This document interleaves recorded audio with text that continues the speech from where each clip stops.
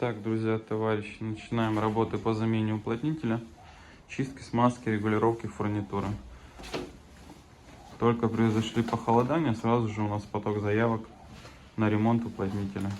Вот так это все выглядит. Скидывается старый заводской уплотнитель.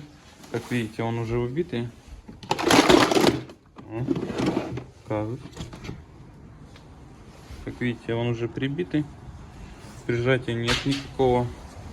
Зимний режим у нас уже стоит изначально. Будем менять на нашу синтетику. Вот такая она по сравнению с заводским уплотнителем. Разницу, чтобы было ощущаться. Как видите, да?